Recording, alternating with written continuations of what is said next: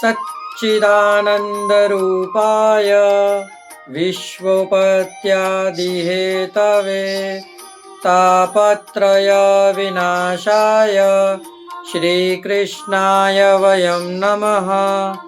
जय श्री कृष्ण। राधे राधे प्रियजनों, दास का प्रणाम स्वीकार करें। आज दास उपस्थित है आपके सामने पुष्टि गोष्ठी के कुछ और नए प्रश्नों को लेकर। तो चलिए मेरे साथ मिलकर कुछ और इस लौकिक बुद्धि से पुष्टि मार्ग को जानने की चेष्टा करेंगे।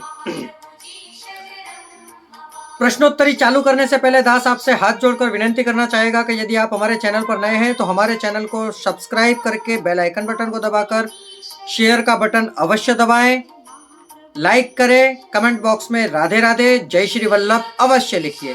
तो चलिए शुरू करते हैं आज का पहला प्रश्न।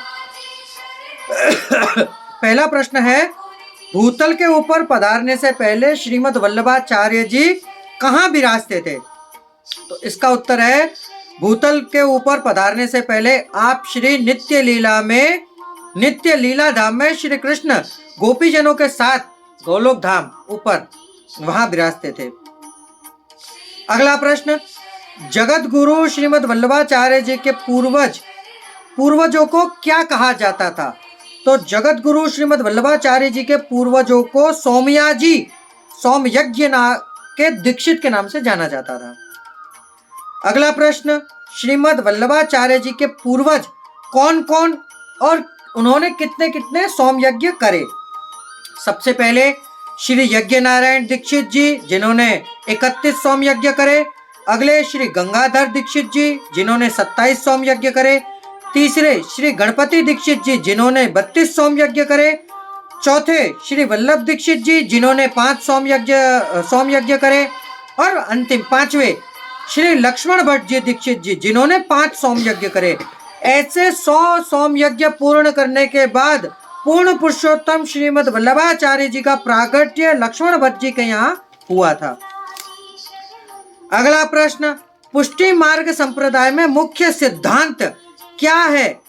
सिद्धांत मुक्तावली के आधार। तो इसका है श्री कृष्ण सेवा करते करते मानसी सेवा के सिद्धि को पाना, ये मुख्य सिद्धांत है। सेवा किसको कही जाती है? तो प्रभु में चित्त को एकाग्र करने से करी जाते कार्य को सेवा कही जाती है। अगला प्रश्न, सेवा के प्रकार क्या है? तो इसका उत्तर है, सेवा गुरु आज्ञा के हिसाब से और श्री हरि के सुख की इच्छा गुरु आज्ञा से अलग ना होने से एक जैसे करने से सुख पूर्वक प्रभु में चित्त लगाने से प्रभु को अप्रसन्न ना करके प्रभु को प्रसन्न चित्त से करने से सेवा कही जाती है। अगला प्रश्न, शरण की भावना का ख्याल कैसे रखोगे? तो मन में जो भावना आए वाणी में आनी चाहिए, आचरण में आनी चाहिए। प्रभु के प्रति आचरण वाणी ऐसी होनी चाहिए कि प्रभु प्रसन्न हो हमसे। अगला प्रश्न, श्री आचार्य जी के पूर्वजों ने कौन से स्वरूप की भक्ति करी थी? तो श्री आचार्य जी के पूर्वजों की परंपरा में श्री गोपाल कृष्ण की भक्ति करी थी। अगला प्रश्न, श्री आचार्य जी 3 बार पृथ्वी की परिक्रमा के दरमियान भारत के कौन कौन से फिरे थे? नहीं फिरे थे। तो श्री वल्लभ की 3 पृथ्वी परिक्रमा के दरमियान वह बंगाल और कश्मीर प्रांत में नहीं गए थे। ये 2 राज्य में, बंगाल में और कश्मीर में, यहाँ आप श्री ने पृथ्वी की परिक्रमा के दरमियान अपनी प्रदक्षिणा नहीं की थी। अगला प्रश्न, रामेश्वर में श्री आचार्य जी किस किस के शास्त्र की नहीं परंतु शस्त्र से लड़ना पड़ा था?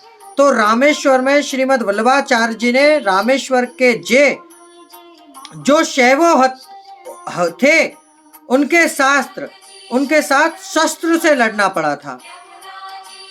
अगला प्रश्न, श्री वल्लभाचार्य जी पत्रावलंबन ग्रंथ को कौन से मंदिर के दरवाजे पर चिपकाया था? तो इसका उत्तर है, श्रीमद् वल्लभाचार्य जी ने पत्रावलंबन नाम के ग्रंथ को काशी में काशी विश्वेश्वर के मंदिर के दरवाजे पर लगाया था, जिससे श्री महादेव जी के दर्शन को आते सब शिव भक्त पढ़ सकते थे। तो प्रियजनों, ये थे आज के पुष्टि गोष्ठी के प्रश्नोत्तरी। यदि आपको ये प्रश्नोत्तरी में आनंद की अनुभूति हुई हो तो हमारे चैनल को सब्सक्राइब अवश्य करिएगा। कल फिर मुलाकात होगी नए प्रश्नोत्तरी के साथ। अब दास को आज्ञा दीजिए। जय श्री कृष्णा, राधे राधे, जय श्री वल्लभ।